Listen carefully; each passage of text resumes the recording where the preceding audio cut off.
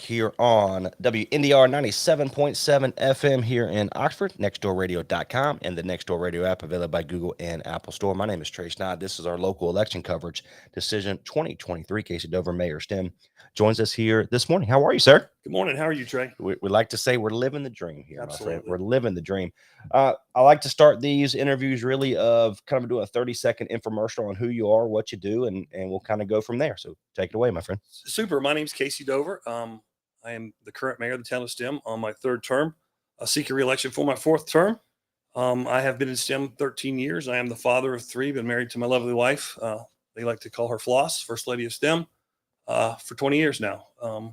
I'm in the telecommunications business. I work for a company in Raleigh, and that's pretty much it. So one of the things we talked a little bit about off air, mayor is not your full-time job, of course, but it is a full-time job, should you say? But Yes, that's a lot going on. Yes, sir. My part-time job, I'm a director of customer success for a company called Bandwidth in Raleigh, who is an absolute wonderful company that's big on giving back to the community, and that's how I ended up here to start with. And see a lot of people give back, and it was my opportunity to give back to my community.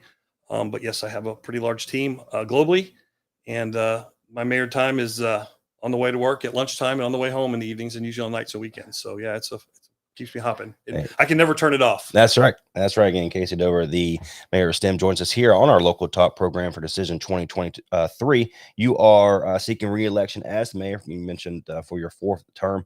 Why keep doing it? What is one thing that kind of keeps bringing you back to kind of get re-elected? I started this journey in 2015 under another mayor, and then 2017 realized that we needed a different change. And in that opportunity, in my current role and in my professional job, leadership's super important. And I could see that we needed leadership. And then once I got into office, it was to assemble a team. This team is roughly the same folks that were here when I got here.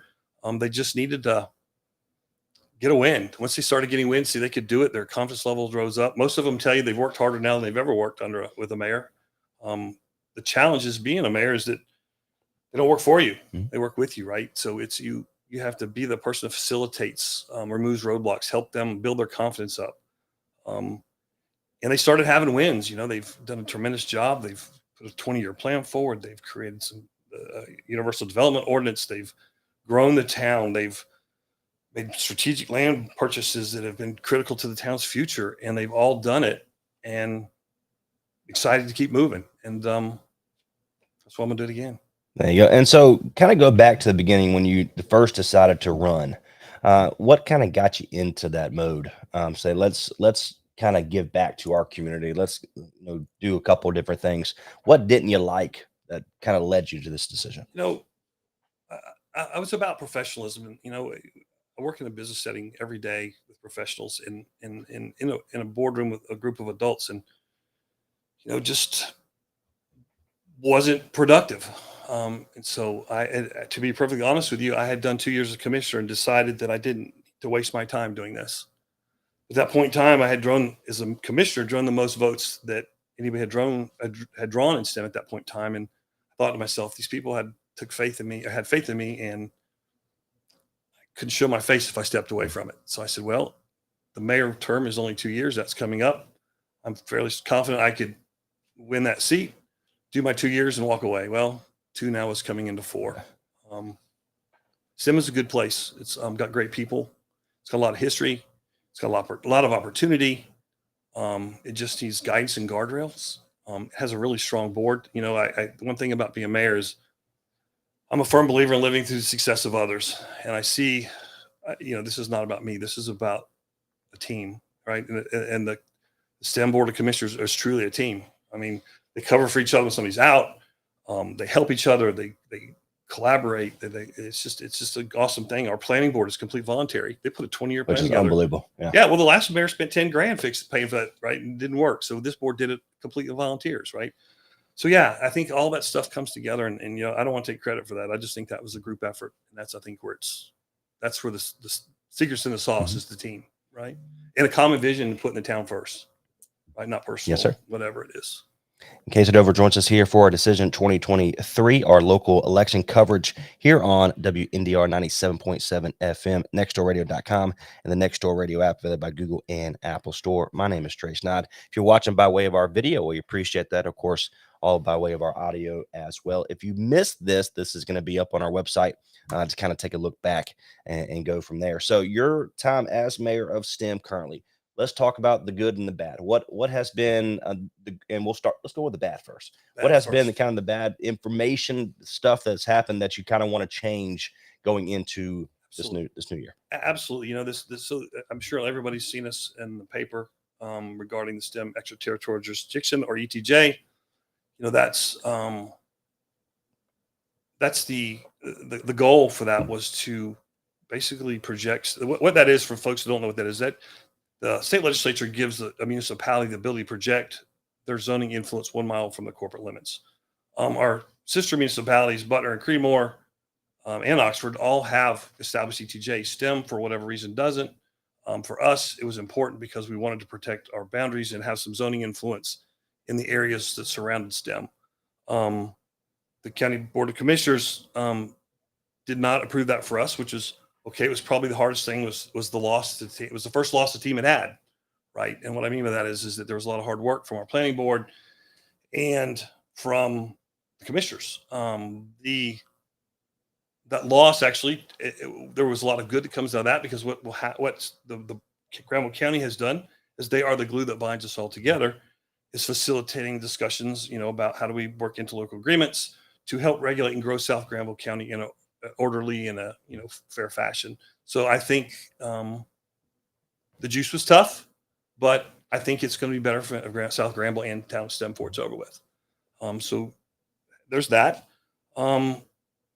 What it also has done for us, we spent some time talking about going, looking forward. I preached to our team that, hey, just because we have this setback, we still have a lot of green grass in front of us, and so let's just look forward, and we'll manage the agreements as they come, or as we are able to put those together.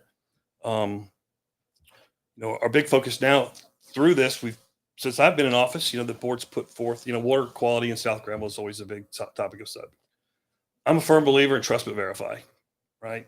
So when I came into office, one of the first things, suggested to the board agreed, is we implemented quarterly water testing, independent. We don't tell them where we're drawing it from. We draw anywhere in our town. We verify water quality, right? My thoughts were, if it's, below level, we hold SWAS accountable. If it's not, if it is above, we'll celebrate it. If it's not, we'll hold them accountable. And since my term in office, our water quality has tested at or better than state standards, right? Wow. So there's been, that is a quarterly regimen that we do every quarter. There's some, a lot of people come downtown and see that the big grassy lot, there used to be an old dilapidated building there. The town was able to purchase that after I came into office. And of course, we've cleared it. We also took up Church Street, which actually went through across the railroad tracks next to the Dollar General there. That had been under contract for about 10 years to be taken up because there's no railroad crossing there. The town was kind of behind in getting that up. So that was one of the first projects that we got up when that was done. So that's now one lot that the town owns, which is awesome. And then earlier last year, we were able to procure the property next to us, the house next to us, that hopefully someday we will repurpose to a town hall. STEM deserves a proper town hall. Yeah. There was a house behind it. So actually that came with the deal. So we, of course, removed it, demolished it because it was dilapidated, and opened that up. And then earlier this year, the end of last year, we were able to procure the final 4 lots. And so now STEM owns both sides of Main Street. Our fiscal health is very well. Since I've been in office, we've doubled the general fund, right? So that's a fairly Absolutely. Positive things. We had purchased one of the lots on the downtown. We ended up refinancing it simply because at that time money was very cheap. 2.7%, I think, to refinance. So it was a good fiscal move for the town because it repaid the general fund, and we're almost had that paid off. So that's good stuff. Our events are good. COVID was really tough for us. I work with a lot of non-IT people. So for them to transition to work through Zoom, I was very proud of all of them. Even my retired folks, man, they got Resume they got the hang of Yeah. it, and we could talk. STEM never missed a beat during COVID. That's one thing I'm still working on is the Zoom stuff. So I mean, I'm It can be right a there with them. challenge. I'm right there with them. So yeah, so very proud of them. They picked it, and I mean, we conducted business for 2 years remotely. Yeah. So the transition back to the town hall was good. We all agreed that we worked better together, where we could have open conversations and you could feel the room and everybody's passionate about certain things, and just made so much better to get back. So yeah, so I led through that, I guess you would say.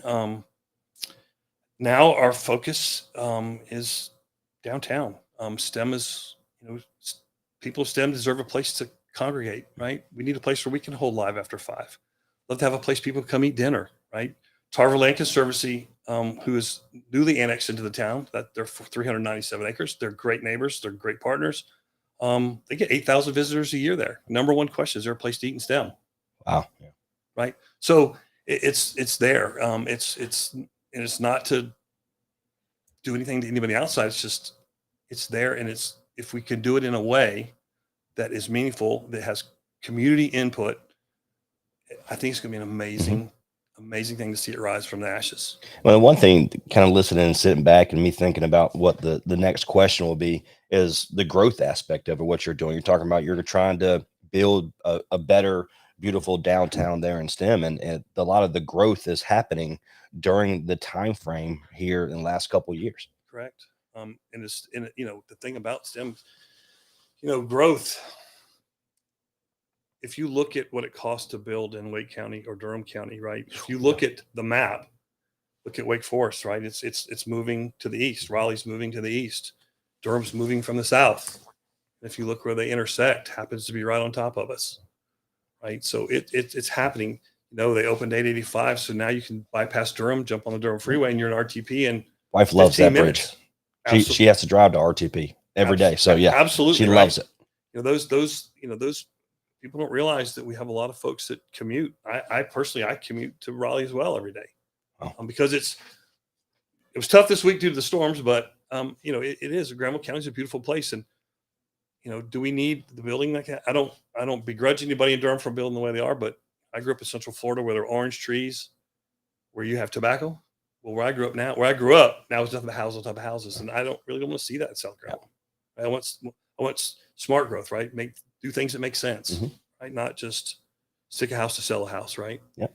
That's right. Casey Dover joins us here, Mayor Stem, seeking re-election of the upcoming elections here in Granville County for mayor of Stem. My name is Trey Snyder. This is Decision 2023 on 97.7 FM here in Oxford. Of course, nextdoorradio.com and the Nextdoor Radio app. We like to finish these last couple minutes, where the last 2 minutes really is wide open for you to discuss anything that we haven't discussed today or anything like that's on your mind. The last couple minutes are yours, my friend. Yeah, absolutely. Before I get started, again, I want to thank my team, the Board of Commissioners, Town STEM. They've all been instrumental in my success as mayor, and I always struggle taking credit for the work that they do, right? And I'm not doing that. I just want them to know that I support them, and they supported me, and I appreciate that tremendously. I asked the folks in STEM to realize we haven't been in the paper in the last 5.5 years. Anything you see, except for the last 4 months, I think, and that's been due to the ETJ and the miscommunications around that.